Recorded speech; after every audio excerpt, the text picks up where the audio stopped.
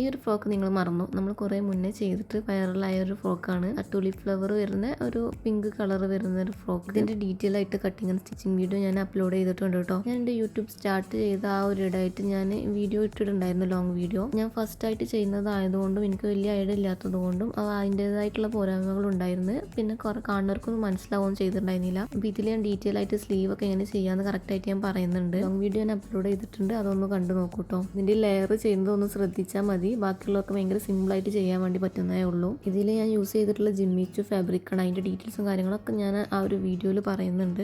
ഒരുപാട് പേര് ചോദിച്ചിട്ടുണ്ടായിരുന്നു ഞാൻ യൂസ് ചെയ്യുന്ന ഫോൺ ഏതാണെന്ന്. ഞാൻ യൂസ് ചെയ്യുന്നത് സാംസങ് S24 ആണ്. അത്യാവശ്യം ക്ലിയറുള്ള ഫോണാണ്. ഞാൻ ഈ വീഡിയോ എടുക്കുന്നതൊക്കെ കയ്യിലാണ്. നമുക്ക് ഇതേപോലെ വീഡിയോ എടുക്കാനും ഫോട്ടോ എടുക്കാനും ഒന്നും ഐഫോൺ തന്നെ വേണമെന്നൊന്നുമില്ല.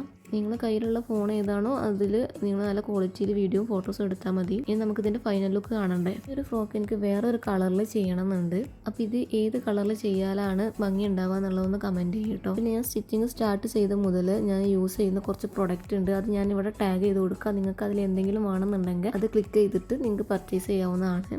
എല്ലാം സ്റ്റാർട്ടിംഗ് ആയിട്ട് ചെയ്യുന്ന ആൾക്കാർക്കൊക്കെ യൂസ്ഫുൾ ആയിട്ടുള്ള പ്രോഡക്റ്റ്സ് ആണ് കേട്ടോ. ഞാൻ വീഡിയോസൊക്കെ അധികം എടുക്കാറ് ട്രൈപോഡ് യൂസ് ചെയ്തിട്ടാണ്. അപ്പോൾ അതിൻ്റെ ലിങ്കും ഞാനിവിടെ ടാഗ് ചെയ്ത് കൊടുക്കുന്നുണ്ട്. അതിൽ ക്ലിക്ക് ചെയ്തിട്ടുണ്ടെങ്കിൽ നിങ്ങൾക്ക് വേണമെന്നുണ്ടെങ്കിൽ പർച്ചേസ് ചെയ്യാം. അപ്പോൾ ഈ ഒരു ഫ്രോക്കിൻ്റെ cutting and stitching video detail ആയിട്ട് കാണുന്നുണ്ടെങ്കിൽ ലോങ് വീഡിയോ കണ്ടു നോക്കിയാൽ മതി കേട്ടോ.